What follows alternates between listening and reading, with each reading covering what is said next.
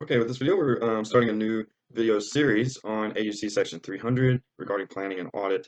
And it comes from SAS numbers 122 and 128. And we also have SAS number 134, which came out in May 2019, but it's not effective until periods ending on or after December 15, 2020. So we'll hold out on those particular amendments to this section until then. However, if you want to look at them, they're in Appendix A of Section 700. So here we'll go through the scope of this section to understand what we'll be discussing here. They first let us know that this section is going to be under the context of this is a recurring audit. So it's not a new client of ours that we are doing their audit for the first year or anything like that. And if that is the case, then you would need to go to section 600. Sorry, not 600, but AUC section 510, which they didn't note here, but section 510 tells us things that we need to do if it's an initial audit. Also, section 600 will describe planning tasks to do in audits of group financial statement. For instance, if different auditors audit different subsidiaries of a group of a company. So let's dive in here to it tells us the role and the timing of when we should plan the audit. So we see here the planning of the audit involves establishing an audit strategy and developing an audit plan. And those are two different things that we'll get into in detail later on. But they note here why it's important that we have an effective plan in place for the audit. It helps us to identify appropriate and devote appropriate attention to important areas of the audit, so we can narrow in our procedures to higher risk areas. It also helps us identify and resolve potential problems, potentially before we get too deep into the audit. Helps us properly organize and manage the engagement. Assists us in selecting engagement team members.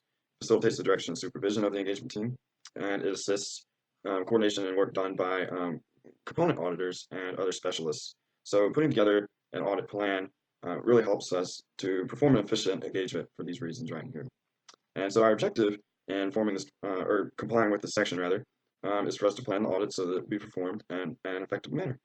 Fairly simple there. And in the next videos, we'll get into the particular requirements of how do we plan a particular audit. Okay, so we've got some explanatory material here. We're down in the explanatory material sections, A1 through A3, related to the role and timing of planning. So we see here that the nature and extent of planning activities will vary according to the size and complexity of the entity, whether or not we've had experience with this entity before, and the engagement team members are all the same possibly.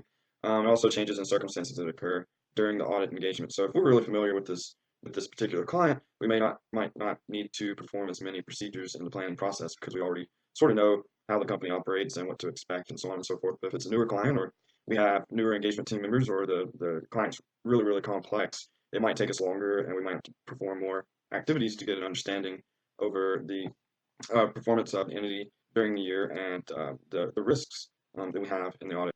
So they note here that planning is not necessarily a discrete phase of an audit, which would mean that it's kind of a point in time final result, but rather it's a continual and iterative process, and it continues throughout the engagement from the time that our last engagement ended until the time that our current engagement ends. And so there might be things that happen during our engagement that would cause us to change our plan that we had originally formulated.